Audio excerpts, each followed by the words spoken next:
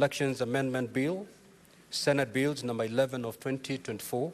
Senator Abbas, you may have to listen carefully to what I'm communicating. The Political Parties Amendment Bill, Senate Bills number 13 of 2024.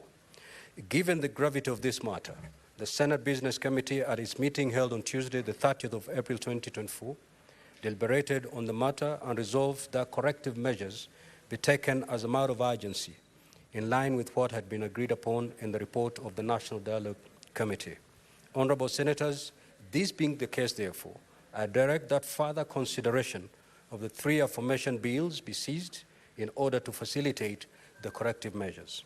For avoidance of doubt, the Standing Committee on Justice, Legal Affairs and Human Rights is directed to stop any form of public participation and the ongoing receipt of memoranda. In this respect, I direct the Office of the Clerk to liaise with the Senate Majority Leader and the Senate Minority Leader to have the said bills corrected and republished for introduction in the Senate. I thank you.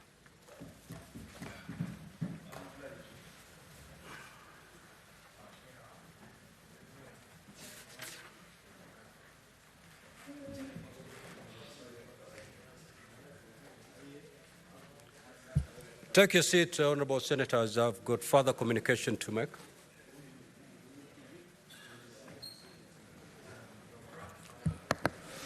Now, Honourable Senators, I would like to acknowledge the presence in the Speaker's Gallery this afternoon, representatives from the Tumaini Victims and Survivors Association of the 1998 U.S. Embassy bombing in Nairobi.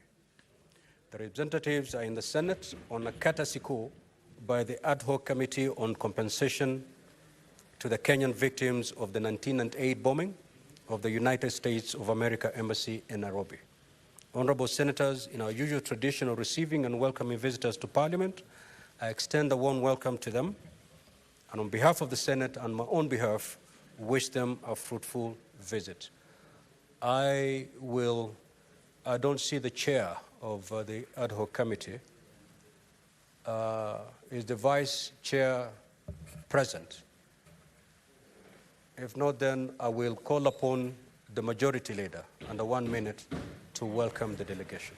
Thank you, Mr. Speaker. Mr. Speaker, on behalf of my colleagues here in the Senate and this august House, I welcome the Tumaini team that is visiting with us.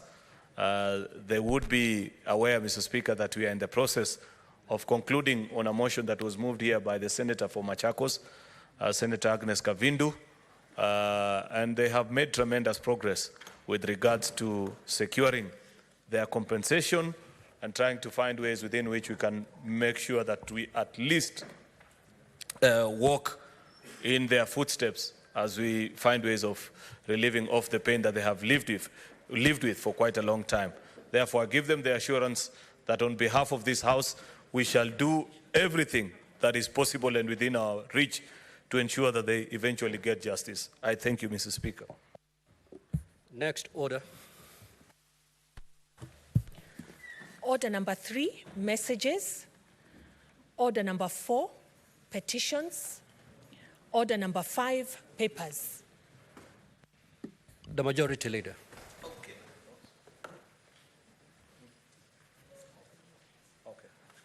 Mr. Speaker, sir, I beg to lay the following papers on the table of the Senate today, Thursday, the 2nd of May, 2024.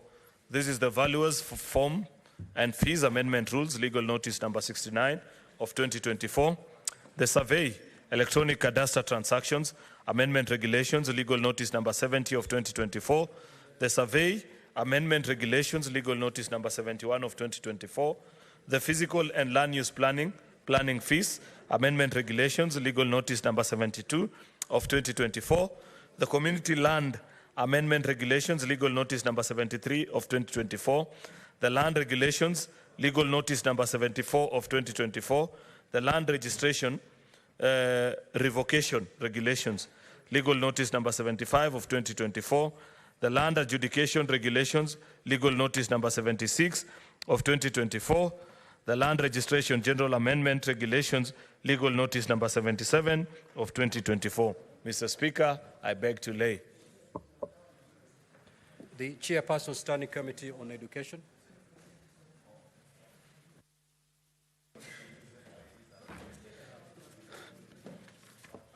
Mr. Speaker, sir, I beg to lay the following paper on the table of the Senate today, 2nd May 2024. A report of the Standing Committee on Education on the Early Education Amendment Bill 2023, Senate Bills number 54 of 2023. Chairperson, Standing Committee on Education. Thank you.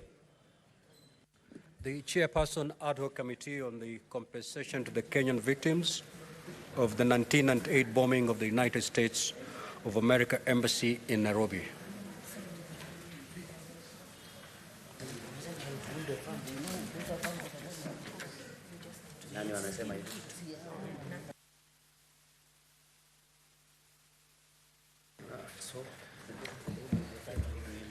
Thank you, Honorable Speaker. Mr. Speaker, sir, I beg to lay the following paper on the table of the Senate today, 2nd May 2024. This is a progress report of the Ad hoc Committee on the Compensation to the Kenya Victims of 1998 bombing of the United States of America Embassy in Nairobi. I beg to lay. Next order, Clerk.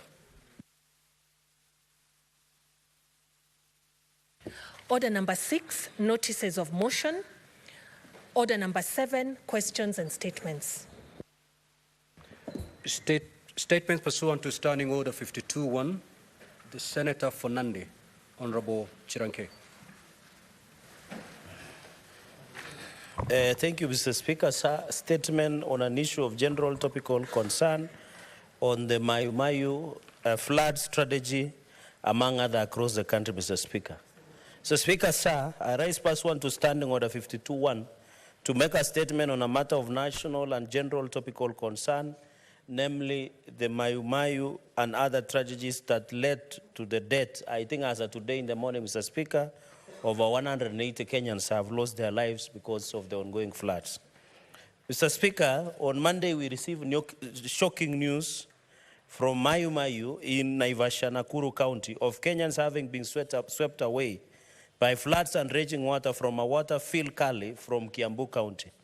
This resulted in the deaths of over 45 persons then, but the number has gone slightly up, while others hospitalized with varying degrees of injuries, while others are missing. Further, property of unknown value and livelihoods of hundreds of people were destroyed in the tragedy. So, Speaker, sir, I wish on behalf of this House to sincerely pass our heartfelt condolences to the families and of those who lost their loved ones and wish them a quick recovery to those still receiving treatment in various hospitals. As we continue to pray, also you saw the President also praying for them, for comfort and solace from God, I urge every Kenyan to take extra caution even as the heavy rains continue to pound various parts of the country. So, Speaker, sir, even as the relevant bodies seek to unravel what exactly happened in Mayu, we have seen in Narok, Kajiado, Machakos, Nairobi itself, and also Garissa, that is the bursting of River Tana at a place called Kisimayo, Mr. Speaker. Across, noting that it was initially reported that, for example, on this case, the Kijabe Dam had burst its bank, sweeping away homes and causing deaths, and later reported that a madman gully in Kiambu County that was filled, which caused the tragedy. We called for speedy humanitarian assistance for the victims. The Mayu, among other tragedies across the country, poses questions on the role of Water Resource Management Authority, WARMA, especially on temporary dams and water pans that has not been properly regulated, and in their establishment, Mr. Speaker, such as water gullies and others that have been created illegally, whether the authority has sanctioned and allowed development of such water pans and dams. Mr. Speaker, you remember in the last session, during the Solai Dam tragedy in 2018, my committee then, as the powerful chairperson of Justice, Legal Affairs and Human Rights, we found and recommended that the responsible officers of Water Resource Management Authority, National Environmental Authority, National Construction Authority be charged with criminal neglect of duty. Now with Mayu incident, it seems that the same is repeating. WARMA should provide a comprehensive inspection report of all the dams, water pans, water gullies in the country, indicating measures taken to avoid the bursting of dams during this rainy season across the country. Mr. Speaker, sir, Kenya National Soilway Authority, Kenya, and the Ministry of Transport and Housing must ensure Kenyans have alternative routes, proper draining along the roads, swift restoration of damaged roads. You drive around the city, there are so many potholes that can take your life, and proper marking and signage, especially in black spots. However, the responsible cabinet secretary seems to be getting his priority wrong. Instead of addressing the pertinent issues facing Kenyans, he is politicking while the roads and airports like JKIA are in deplorable condition with leaking roofs and flooding everywhere, being the order of the day. So, Speaker, sir, I pray that no other Kenyan shall lose life due to circumstances that can be avoided, either personally by individual citizens, by exercising cautions, Mr. Speaker, especially during this rainy season, and ask Kenyans to be careful while driving and to avoid routes that has been closed by necessary agencies, Mr. Speaker, and to stay safe. We call upon relevant authorities should not fail to exercise its mandate as expected, that of all those officers criminally liable to the issues and the tragedies that happened, Mr. Speaker, including Mayu, among others across the country, should face full force of the law. And Mr. Speaker, the audit of roads, especially that have given way on bridges, among others, Mr. Speaker, they must be audited and tell Kenyans whether it is safe to drive through those roads and through those, Mr. Speaker. So, Speaker, with those very many remarks, ask Kenyans to be careful, especially during this rainy season. I thank you, Mr. Speaker, sir. Senator Falamu.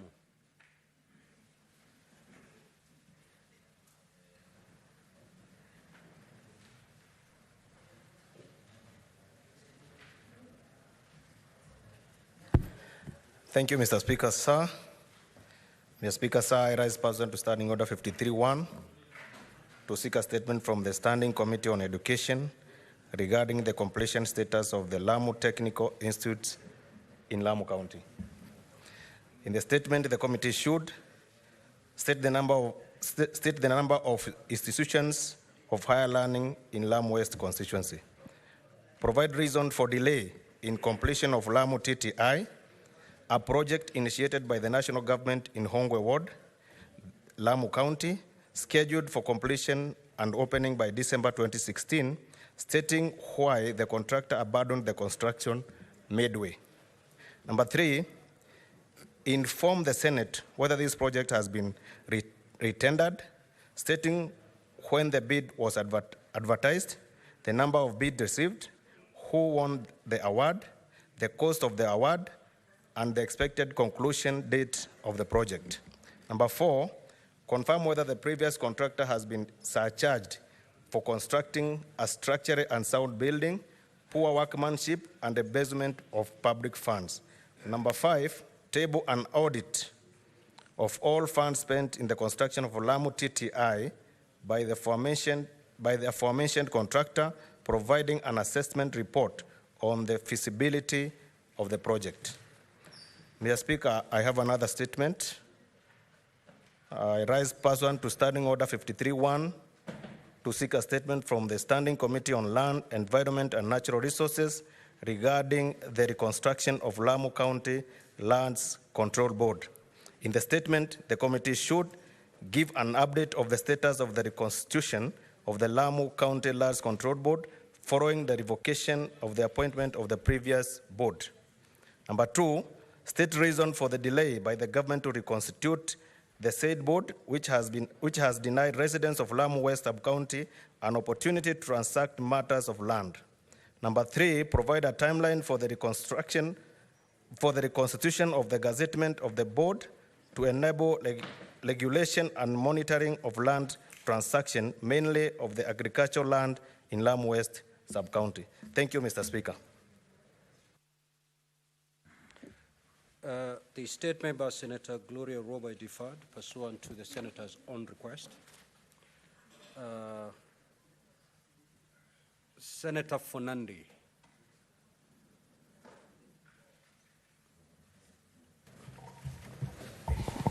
Mr. Speaker, I have two statements and I request that I read both. Proceed. Okay.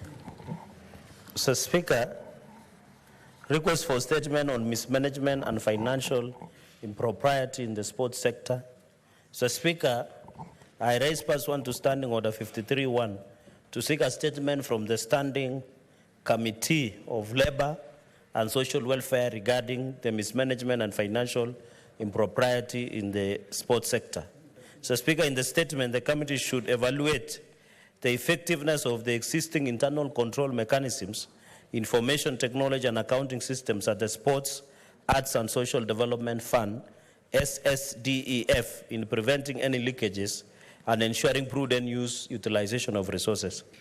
Number 2, provide a comprehensive report on all financial assistance, including grants and subsidies provided to federations from the financial year 2019-2020 to date, specifying what each federation received and the criteria used in the distribution. So, Speaker, provide an account of all funds, particularly interest, utilized for the World Rally Championships from 2021 to date, also explain the delay in disbursement payments owed to former World Rally Championship Secretariat. Number 4, Mr. Speaker, inform the Senate of the findings of the most recent forensic audit pertaining to the construction of Jamhuri Posta Grounds, Nairobi City County, Jomo Kenyatta Showground Stadium, Kisumu County, Wanguru Stadium in Kirinyaga County, and Kirigiti Stadium in Kiambu, providing justification for the procurement processes adopted for each project. Mr. Speaker, finally, explain any steps taken by the government to recover any payments exceeding the market price, along with any advance payments made for project mobilization for the specified projects, Mr. Speaker, sir. My second statement, request for statement on non-compliance in the construction of interchanges along the Nairobi Western Bypass. Mr. Speaker, sir, I raise pursuant to Standing Order 53-1 to seek a statement from the Standing Committee of Roads and Transportation on the state of Nairobi Western Bypass with specific reference to non-compliance in the construction of interchanges. In the statement, the committee should, 1, Mr. Speaker, sir, explain why China Roads and Bridges Camp Corporation omitted the construction of 6 interchanges along the Nairobi Western Bypass, yet they were approved in the initial plan at the cost of Kenya shillings 21.5 billion, and confirm whether public participation was conducted on the decision to omit the interchanges. Mr. Speaker, state whether there was any variation in the project and indicate the cost of variation, stating whether it was compliant with the law. Number 3, Speaker, sir, explain the role of Kenya National Highways Authority, KENHA, in the non-compliance of the project, detailing any action taken against the persons responsible, considering that KENHA was the supervising agency of the project. Mr. Speaker, sir, finally, outline any measures Ministry of Roads, Transport has put in place to mitigate against the dangers posed by the lack of interchanges at the Western Bypass to members of the public using the bypass, since the route serves busy commercial centers and also commercial vehicles. I thank you, Mr. Speaker, sir. Senator Crystal Asige.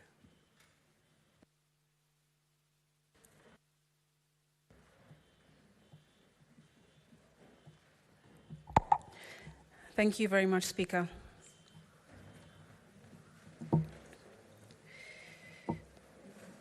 I rise pursuant to Standing Order 53-1 to seek a statement from the Standing Committee on Finance and Budget concerning the lack of necessary frameworks in Nairobi and Mombasa counties to receive climate action funding under the Financing Locally Led Climate Action FLOCA program. In the statement, the committee should state the level of awareness that the county leadership and relevant departments in Nairobi and Mombasa have regarding the FLOCA requirements, stating the percentage of funding allocated to climate action activities in the financial year 2023-24.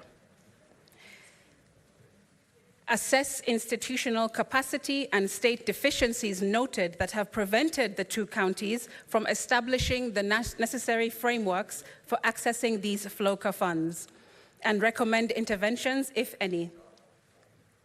Establish how counties are integrating disability-inclusive adaptation and rapid response measures in their climate action programs, stating measures to ring-fence projects and interventions specifically for persons with disabilities under the program. Disclose whether stakeholders within these counties, including civil society, private sector, grassroots communities, and vulnerable groups, have been involved in the process of establishing legal frameworks for climate action interventions, and state the barriers to effective stakeholder engagements, if any.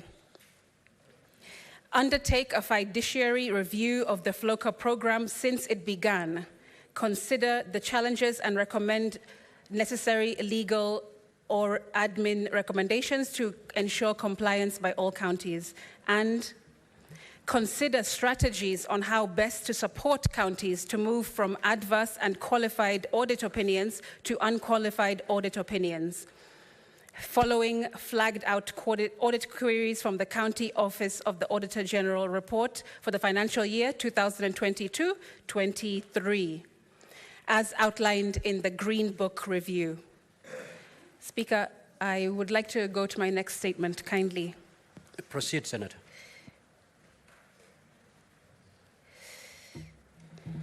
Thank you, Speaker.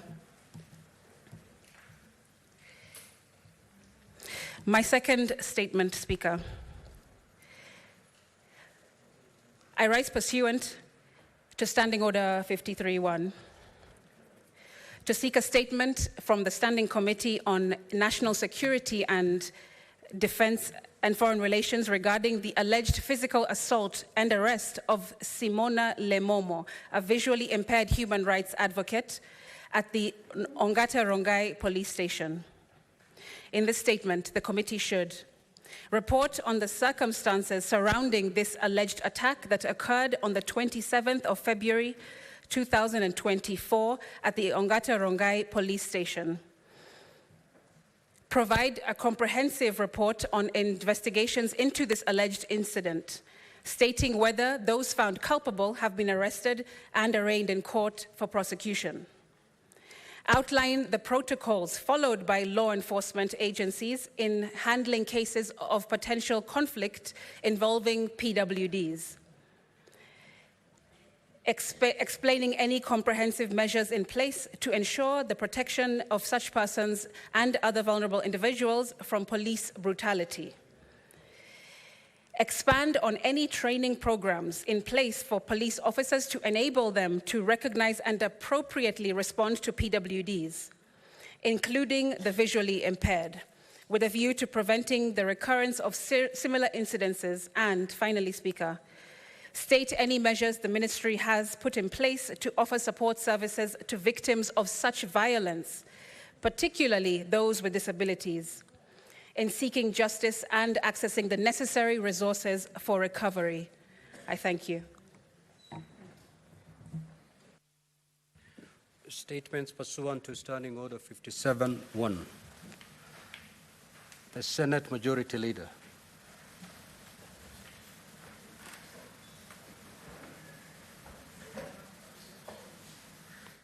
Statement pursuant to Standing Order 58, the Senator Fernandi.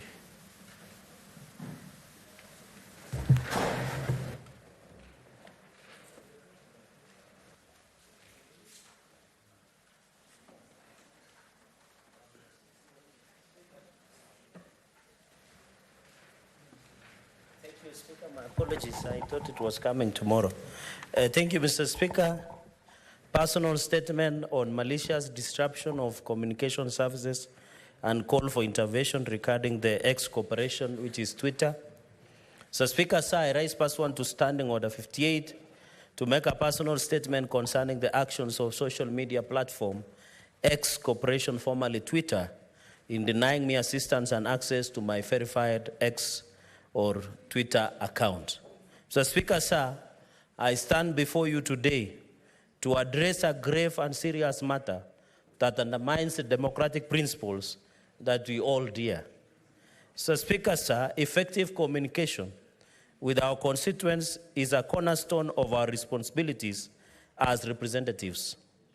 Regrettably, I must draw your attention to a severe infringement of my ability to serve Kenyans due to the actions or rather inaction of X corporation. So, Speaker, sir, since November 2023, my verified account on X platform with over 329,700 Kenyan followers and across the globe, because I'm an international celebrity, has been inaccessible without explanation or remedy. Despite repeated emails, Mr. Speaker, and formal demand letter, X Corporation has remained unresponsive.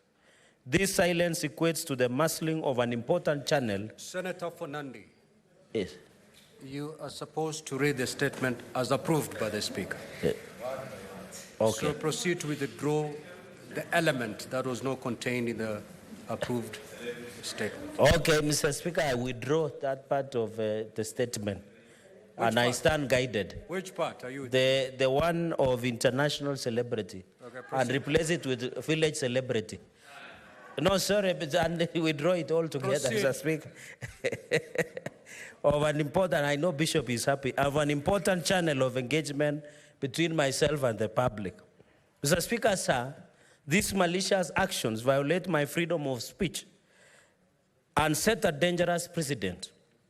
The inability to access a platform for which communication services were paid disproportionately affects those of us in African nations. The lack of an accessible, responsible mechanism exposes prejudice against our continent. If a sitting senator can experience this, it raises questions about Kenyan citizens and African citizens would be treated in similar circumstances.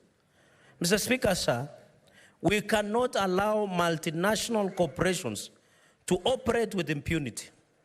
Their actions must not be allowed to undermine the democratic rights of anyone, including elected representatives. I believe X Corporation, formerly Twitter, actions warrant an investigation by the Kenyan government and this parliament and require diplomatic engagement with the American government.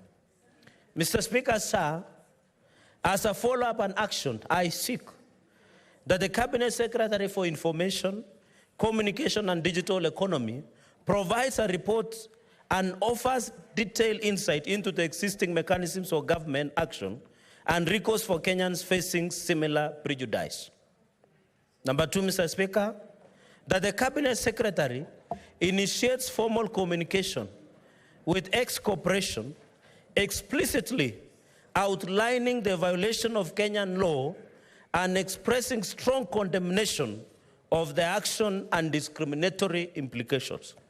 Number three, Mr. Speaker, sir, the Cabinet Secretary explores diplomatic channels with the American government and emphasizes the need for multinational tech companies to operate ethically and responsibly, especially when their services are offered in return of payment, regardless of geographic location where we are. Mr. Speaker, sir, without decisive action, Kenyans, both private citizens and the holding offices, will remain vulnerable to the capricious whims of multinational corporations. Let our message be unequivocal, Mr. Speaker. African voices will not be silenced intimidated, or blackmailed, and of those attempts to do so will be held accountable, Mr. Speaker.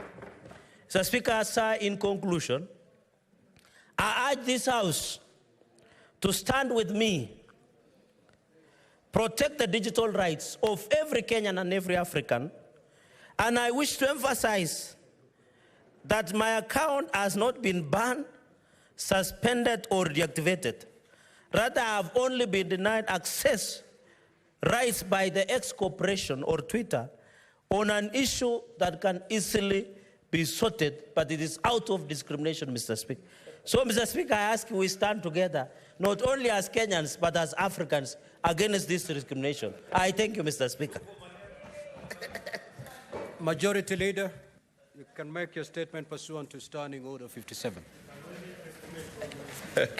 Mr. Speaker, sir, I rise pursuant to Standing Order number 57-1 to present the business of the Senate for the week commencing Tuesday, 7th of May, 2024. Mr. Speaker, sir, as indicated on today's order paper, at order number 8, the Division of Revenue National Assembly Bill number 14 of 2024 has been listed for consideration at the Committee of the Whole stage. Mr. Speaker, sir, I wish to remind members of the timelines that we mentioned last week on the need to conclude on this business today. And I humbly request, Mr. Speaker, that even as I conclude my statement, the whips from both sides of the House, Whip Sifuna and Whip Alwale, get on, if they can gladly leave their phones, as I can see both of them are, as we speak, Mr. Speaker, and get on to business of preparing the House so that we conclude on this business very urgently. If it was a radio set, Mr. Speaker, even where the two gentlemen come from, I would have understood. But I don't understand this obsession with mobile phones, Mr. Speaker. That order, we need to conclude on it. I also wish to emphasize, Mr. Speaker, on the importance of the motion on the status of pending bills in our counties, which has been listed in today's order paper number 20. As highlighted in the motion, pending bills accumulated in the counties had far-reaching negative consequences, including the hindrance of counties' ability to sustain operations.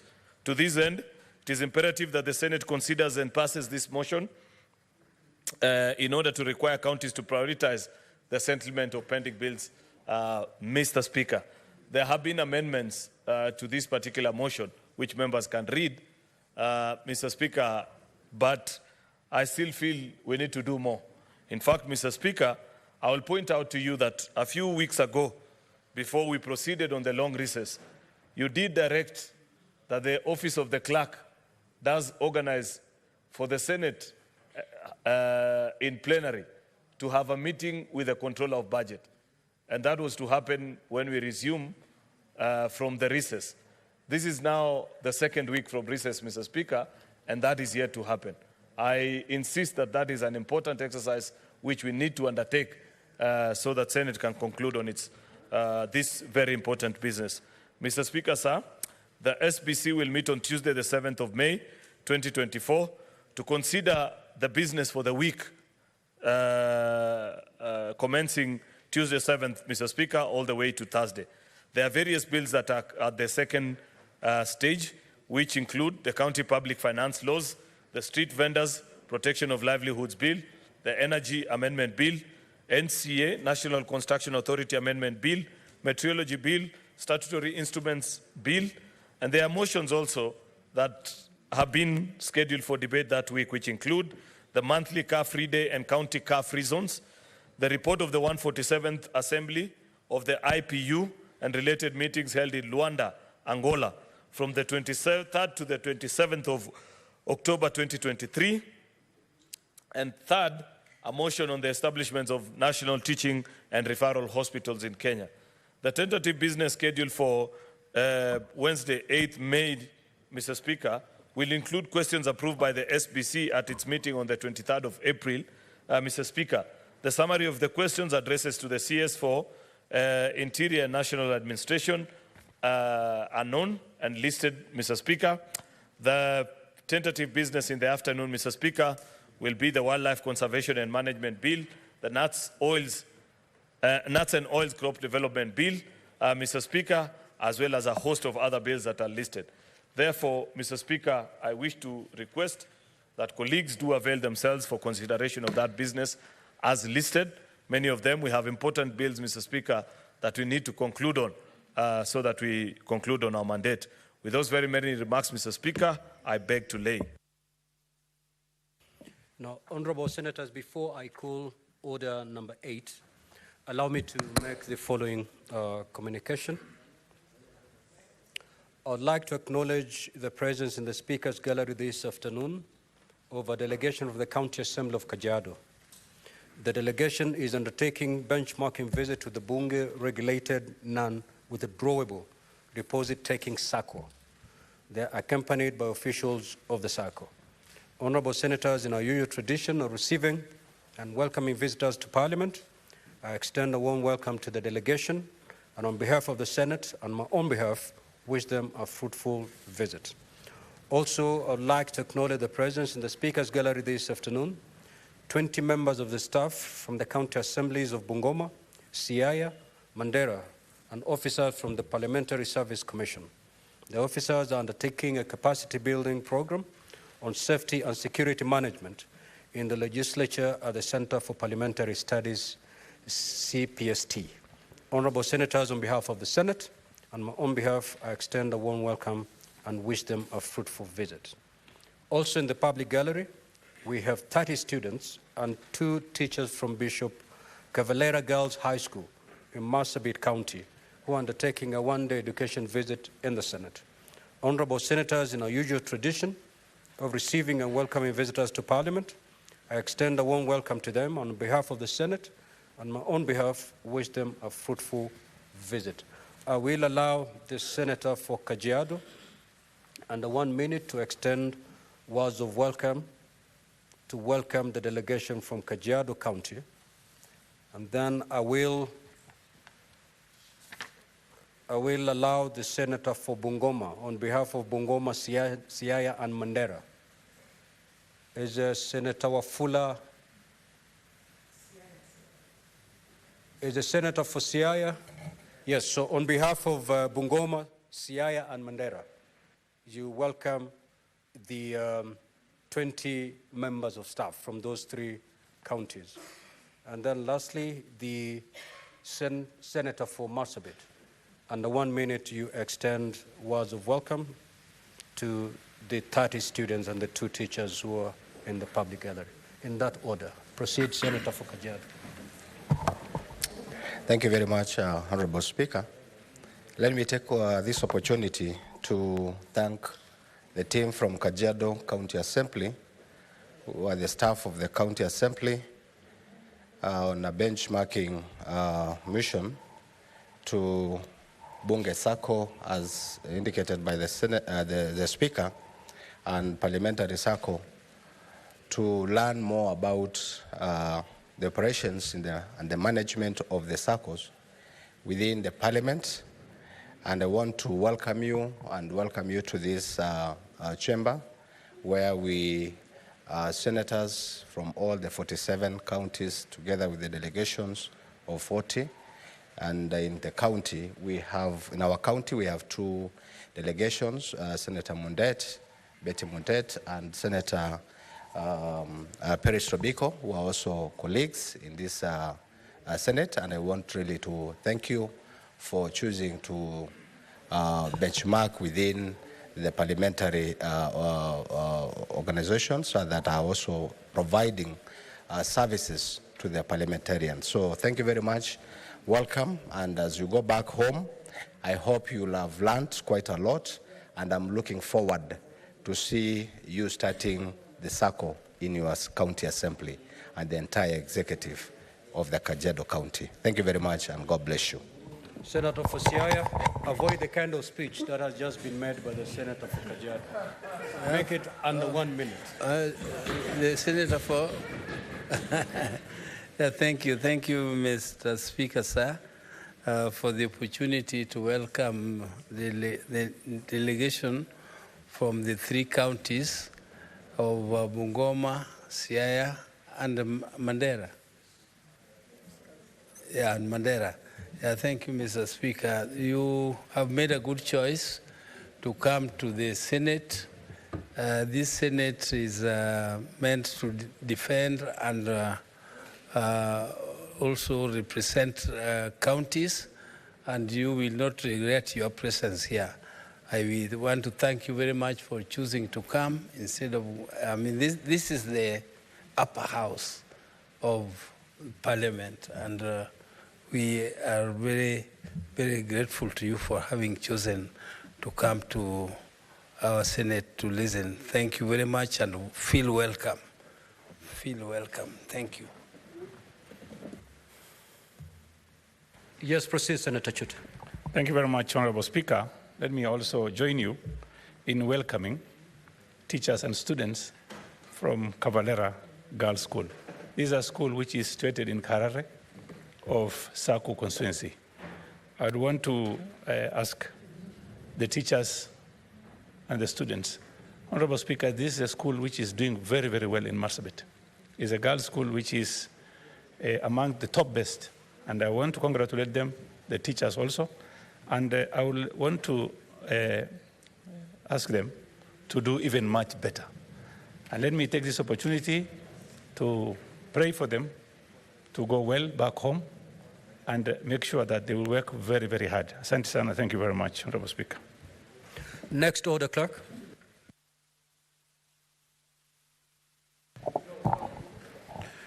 Order number 8, Committee of the Whole. The Division of Revenue Bill, National Assembly Bills number 14 of 2024. Order number 9, Committee of the Whole. The Conflict of Interest Bill, National Assembly Bills number 12 of 2023. Order number 10, Committee of the Whole. The County Government's Amendment Bill, Senate Bills number 25 of 2023.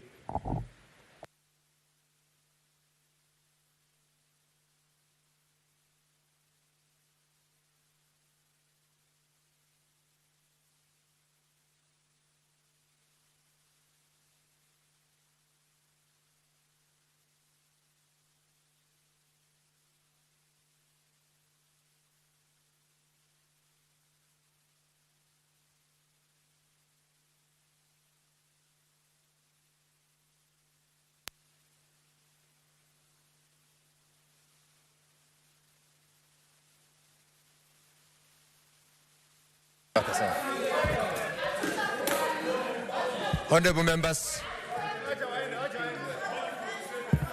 members, you may now resume your seats.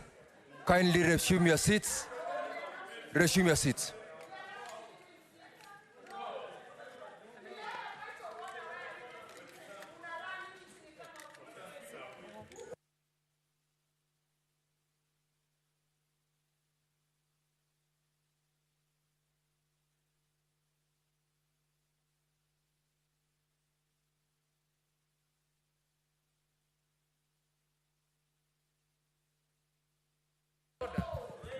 Members, order, honorable members.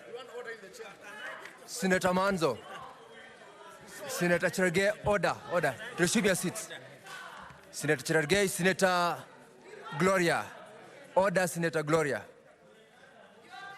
Order, members.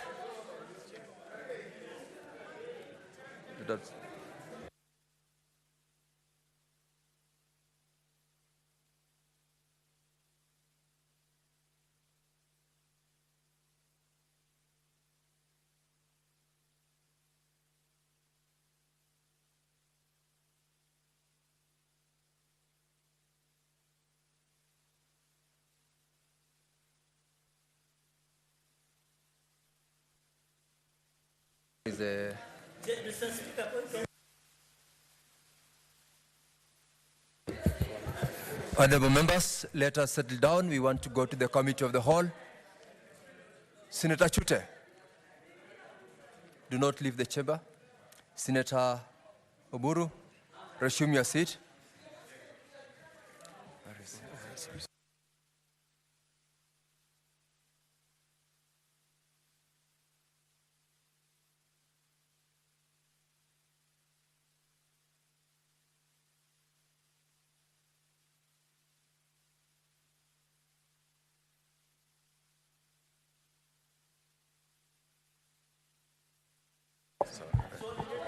Senator from Nandi. Senator from Nandi, let us settle down. Honorable Senators, we are proceeding to Committee of the Whole on the Division of Revenue Bill, National Assembly Bills number 14 of 2024. And honorable members, we will proceed to deal with the clauses, clause 3, 4, and 5. Let me call that. Clauses 3, 4, and 5. Clauses 3, 4, and 5. Honorable Senators, I propose the question that the schedule be part of the bill. And I want to ask the mover, the chairperson, Standing Committee on Finance and Budget.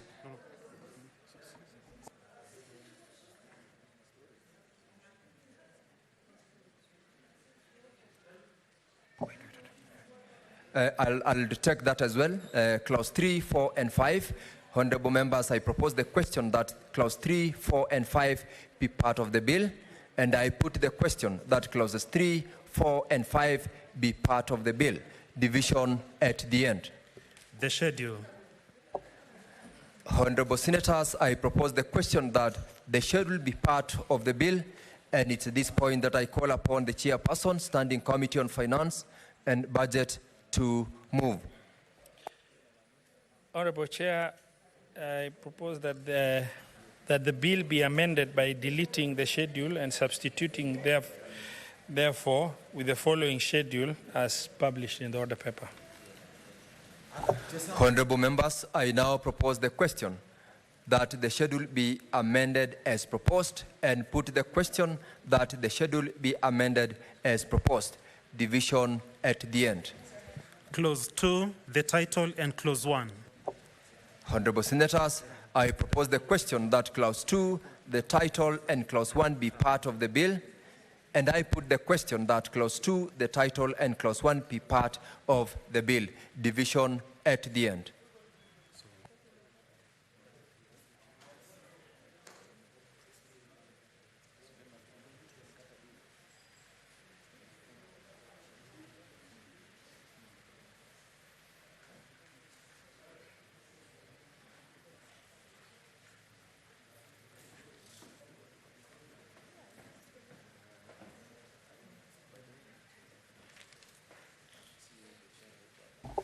Honorable members, we are done with conversing on the amendments as proposed on the Division of Revenue Bill, National Assembly Bills number 14 of 2024, and we will proceed to deal with the next bill shortly before we go for division on the conflict of interest bill.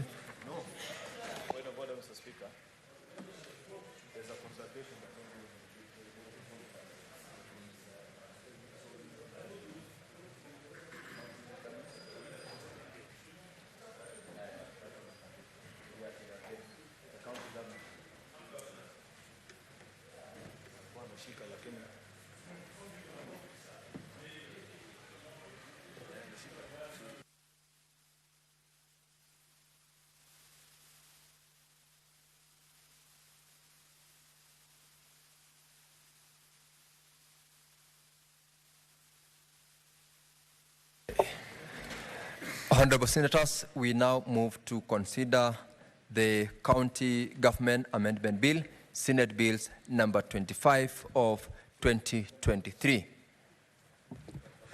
Clause 2. I propose the question that clause 2 be part of the bill, and I put the question that clause 2 be part of the bill. Division at the end. The title and clause 1. Under the title and clause 1, honorable members, I propose the question that the title and clause 1 be part of the bill, and I put the question that the title and clause 1 be part of the bill. Division at the end.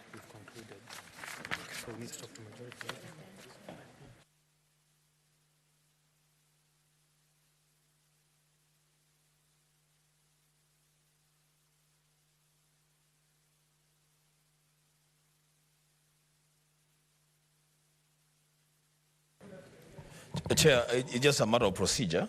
Because, you know, you had called the conflict of interest bill, and after consultation with the majority, I think a decision has been taken that you suspend that. So I think you should go on record that that bill really will have to be suspended for now. He had called it. It's on record, he had called it.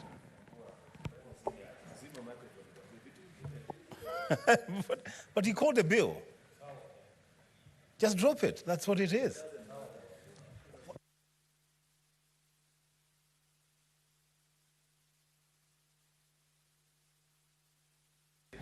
Okay, honorable members, we have concluded on these two bills, the Division of Revenue Bill, National Assembly Bills number 14, and which had amendments, and County Government Amendment Bill, Senate Bills number 25 of 2023, which did not have any amendment.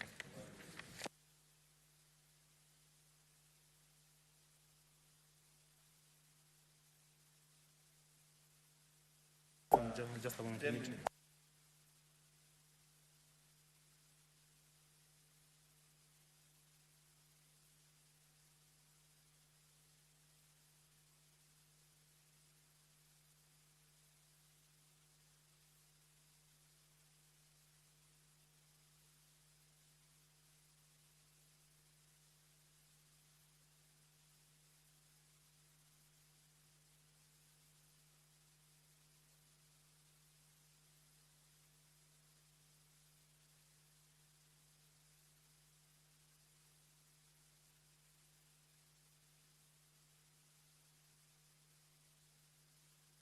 We're proceeding to division. Let's remove. Sergeant at Arms, honorable members, we are proceeding for division, and the Sergeant at Arms ring the bell for 5 minutes. No, 10 minutes. 10 minutes, yes, 10 minutes. Please do.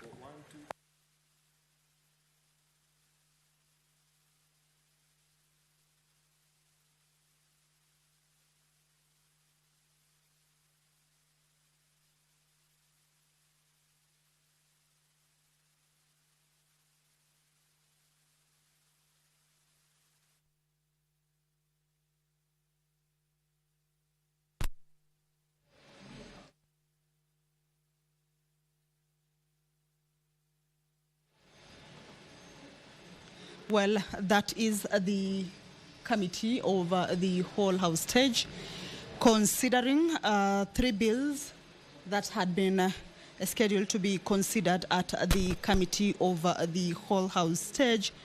Remember, at this stage is for the bills that have been read for the second time, with the debate on them having been concluded on the floor of the House at the second reading stage. In case there were amendments that during the debate members had raised, then it is at this point that such amendments are considered and adopted before the bill moves for third reading. So the 3 bills include the Division of Revenue Bill. This is a bill that is originating from the National Assembly, and it is a bill that is bill number 14 of 2024, a bill that is co-sponsored by the Senate Majority Leader, Honorable Aaron Cheruiyot. This is a bill that had received a number of amendments with regards to the monies that had been, the monies that will be or need to be allocated to the county governments once the budget for the 2024-2025 financial year is done. The National Assembly had proposed that the county governments be allocated 391.1 billion Kenya shillings for that particular financial year. This is 2024-2025 as equitable share of revenue raised nationally. This would have been an increase from a base of 374.5 billion Kenya shillings that had been allocated in the financial year 2023-2024. In this particular amendment that members were considering at the committee of the whole house stage with regards to those funds, is that during the debate on Tuesday, the second reading stage, senators had proposed that the monies be raised all the way to 415 billion Kenya shillings. This be the money that would go to the counties for the next financial year. So this was one of the amendments, actually the amendment that members had considered at the national, at the floor of the House in the Committee of the Whole House stage for the Division of Revenue Bill, Bill number 14 of 2024. As indicated by the leader of the majority at the Senate, Honorable Aaron Cheriot, is that this particular bill, or the process that the bill has to go through, is time-bound, owing to the time that the budget process takes, and it's a bill that will be going back to the National Assembly, so it has to go through all the processes at the Senate ahead of the recess that the National Assembly will be taking, and this part of the businesses that would be considered in the budget making process. So that is one of the bills that at that Committee of the Whole House stage, chaired by Wakili Sigei, is that that was one of the bills that has been considered. The second bill is the conflict of interest bill, also a bill that is originating from the National Assembly. The conflict of interest bill, bill number 15 of 2023. This is a bill that is co-sponsored by the Senate Majority Leader as well. And currently is that the bills, the Committee of the Whole House stage, the bills have already been considered at the Committee of the Whole House stage, and the process needs to move to the next stage. The process has to move to the next stage, and therefore the bell is on to enable the members to enable the members walk into the chambers and conclude on the business at the Committee of the Whole House stage.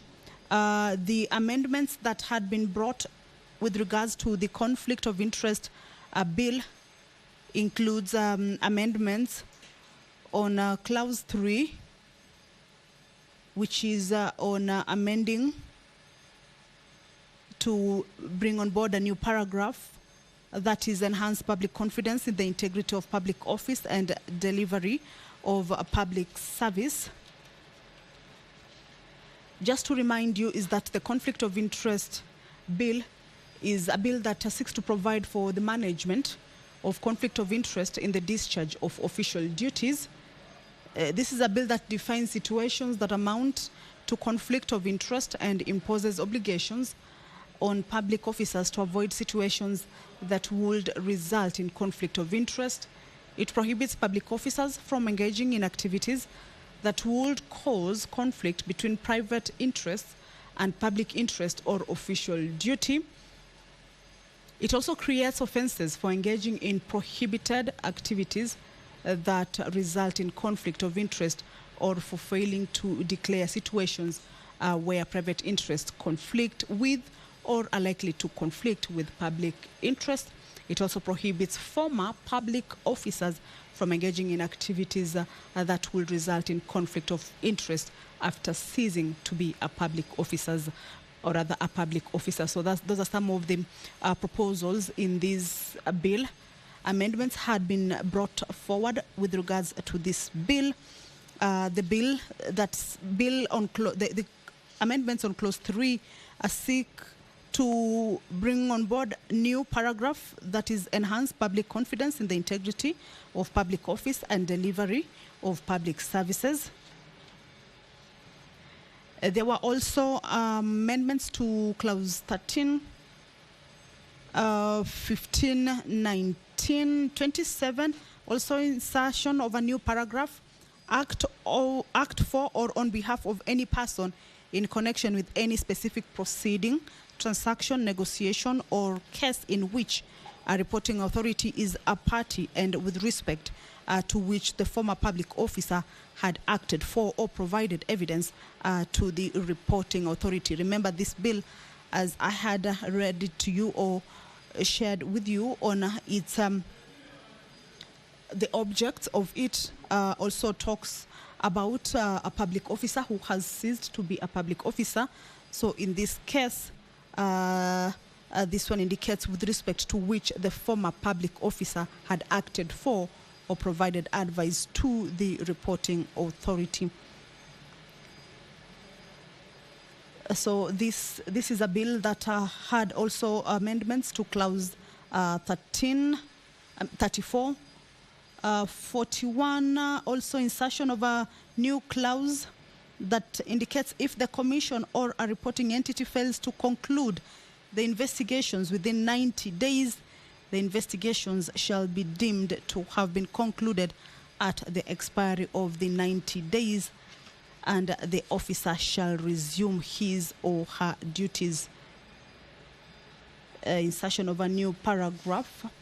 Remember, one of the objects of the bill is that it provides for the lodging of complaints and conduct of investigations. It sets out the procedure for reporting any violation of the Act to the Commission and to reporting entities. It also provides for temporary vacation of office. All right, allow me to hand you over back to the House business.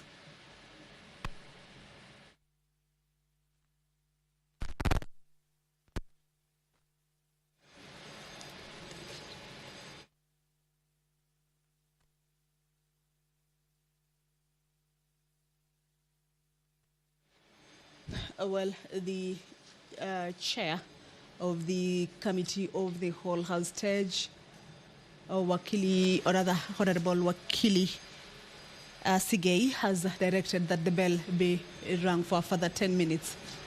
So we shall continue to take a look at the details of these bills that the members were considering at the Committee of the Whole House Stage. Clause 41, which is one of the amendments that is part of this bill, insertion of a new clause, which talks about the commission. It says if the commission or a reporting entity fails to conclude the investigations within 90 days, the investigations shall be deemed to have been concluded at the expiry of the 90 days, and the officer shall resume his or her duties.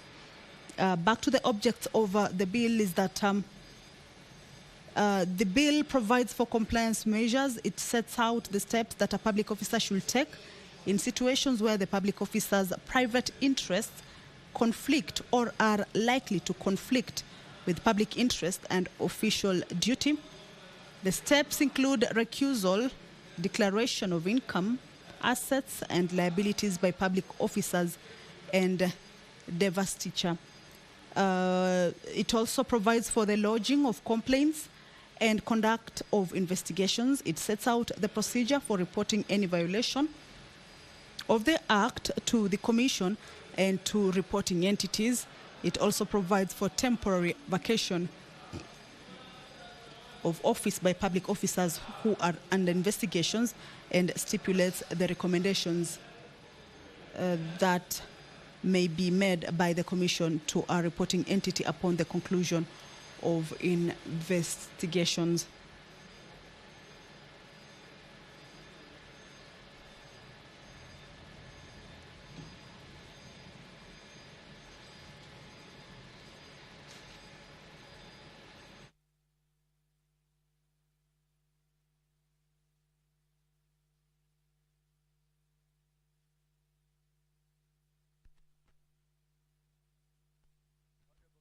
Honorable members, let's resume our seats. We now have the receipt number to proceed to division. Senator Nyutu and Senator Halwale. Senator Halwale, Senator Nyutu, kindly resume your seats. Senator Madzayo and Senator Cherargei, take your seats. Sergeant at Arms, you may now stop the bell so that we proceed to the next.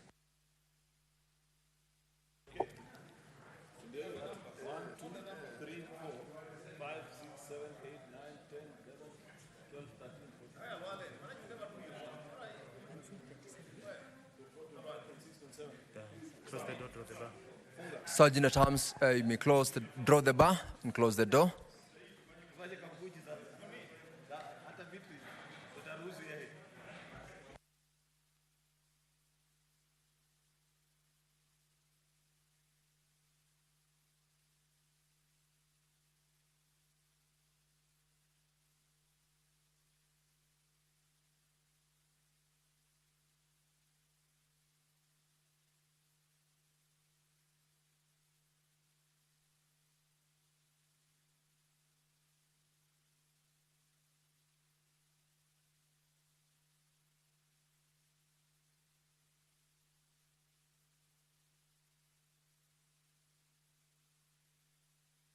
Honorable members, we are now going to divisions on the bill, on the Division of Revenue Bill, National Assembly Bills number 14 of 2024.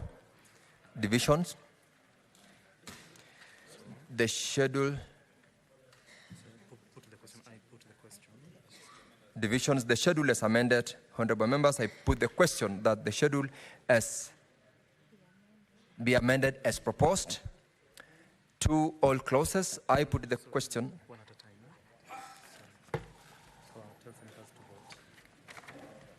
Members, let us proceed to log out. Sergeant at Arms, you may also collect cards from unattended units.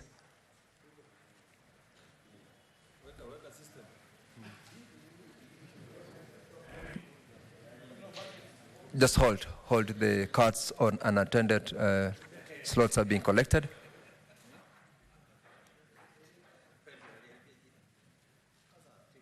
You may now log in.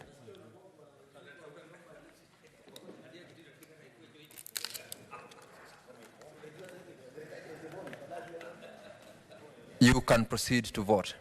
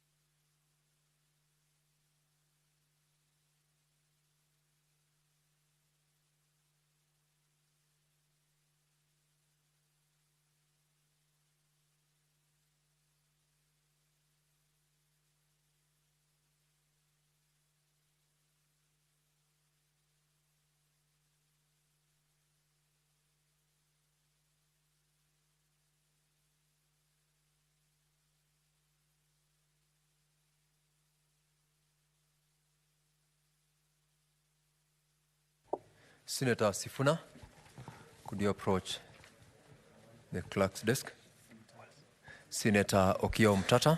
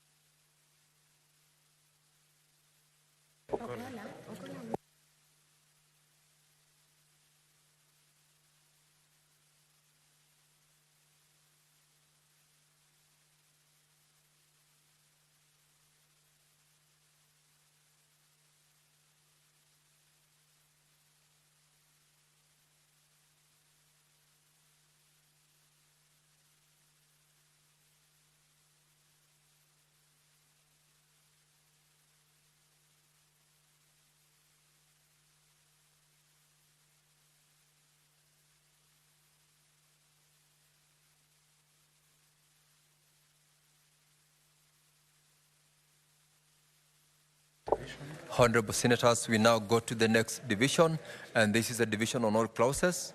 And I put the question that Clause 3, Clause 4, Clause 5, the schedule as amended, Clause 2, the title, and Clause 1 be part of the bill. Proceed to vote.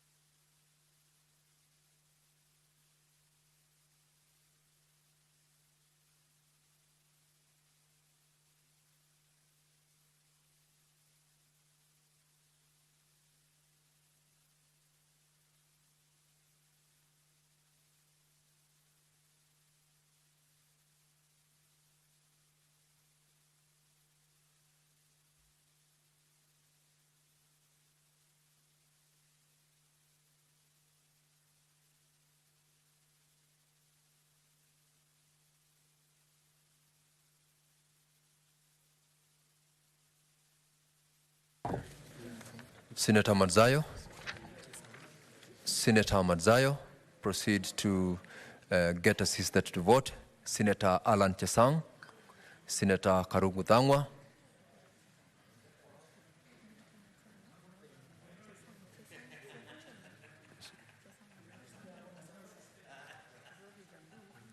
Senator Okoiti Omtata.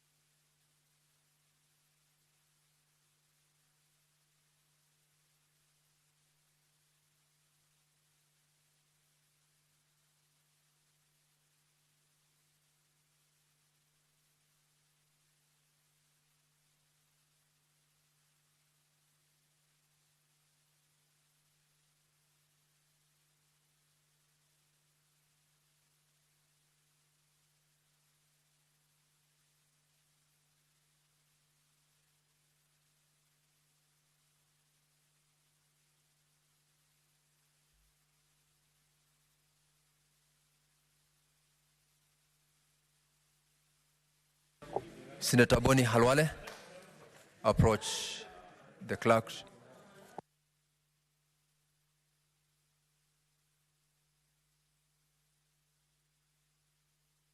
Senator Boni Halwale.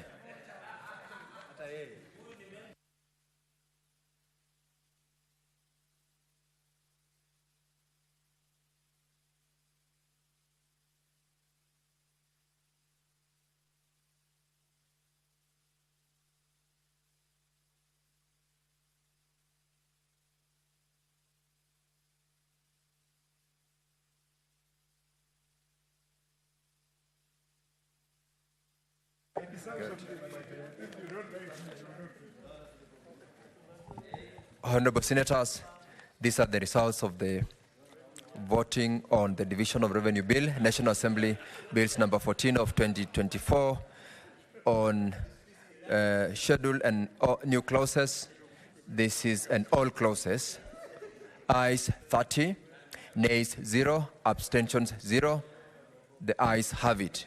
On all clauses, ayes 30, nays 0, abstention 0. The ayes have it. We are now proceeding to the next, that is the division on the County Government's Amendment Bill, Senate Bills number 25 of 2023. On all clauses, Honorable Senators, on all clauses, Honorable Senators, I put the question that Clause 2, the title, and Clause 1 be part of the bill. You may proceed to vote.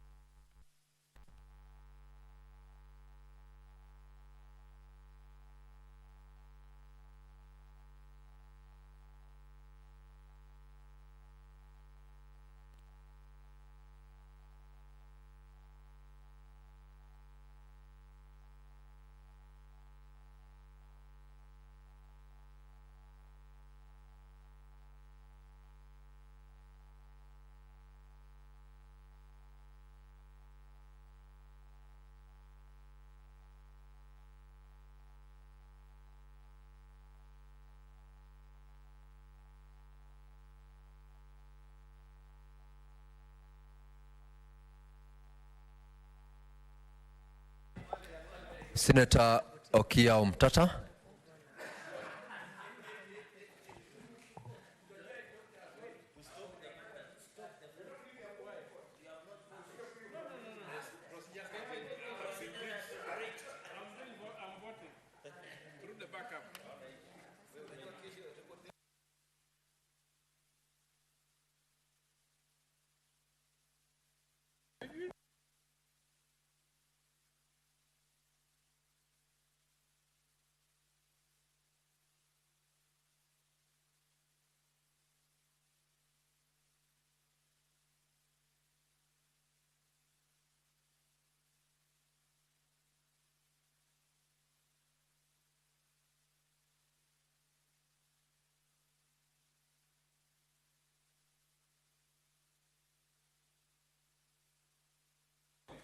Senator Kathuri Murungi, Deputy Speaker, approach the clerk, and Senator Julius Murgor approach the clerk as well.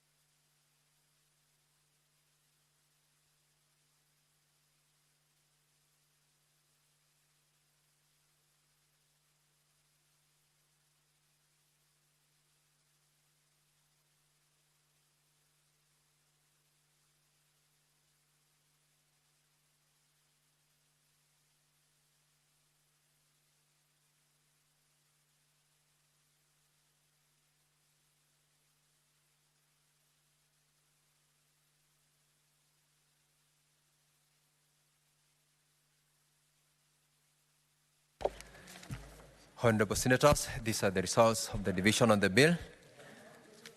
Ayes 30, nays 0, abstentions 0. The ayes have it.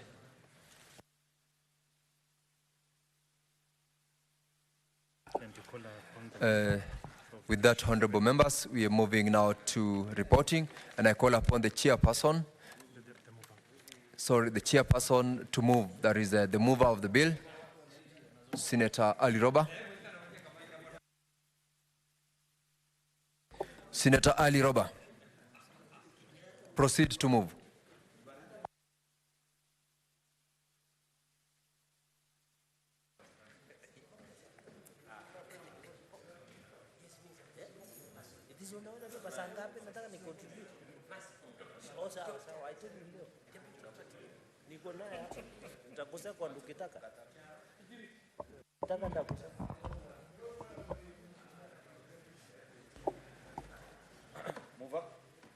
Proceed to move.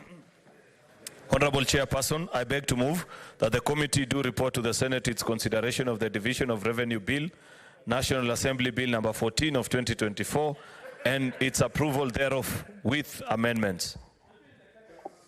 Honorable Senators, I now put the question that the committee do report to the House its consideration of the Division of Revenue Bill, National Assembly Bills number 14 of 2024, and its approval thereof with amendments.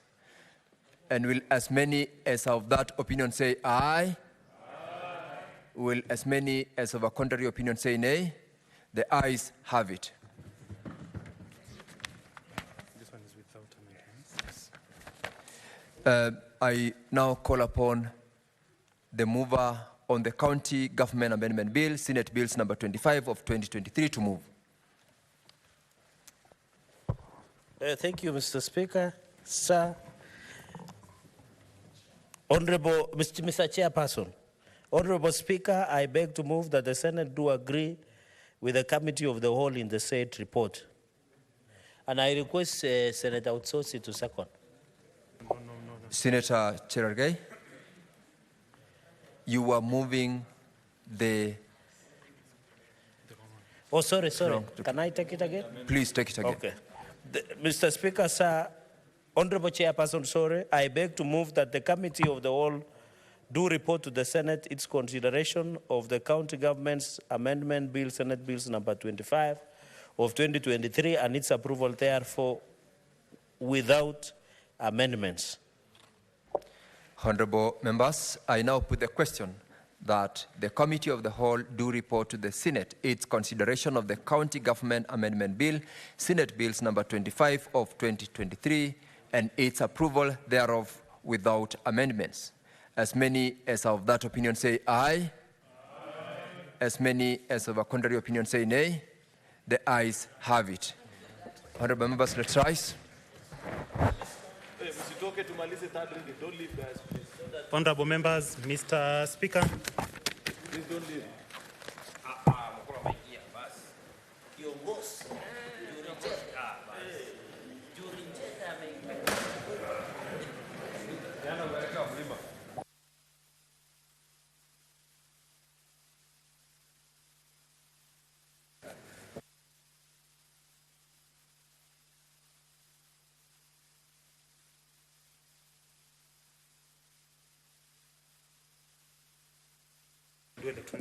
Okay. Honorable Senators, we are on reporting on the Division of Revenue Bill, National Assembly Bills number 14 of 2024. Chairperson. Thank you very much, Mr. Speaker. Honorable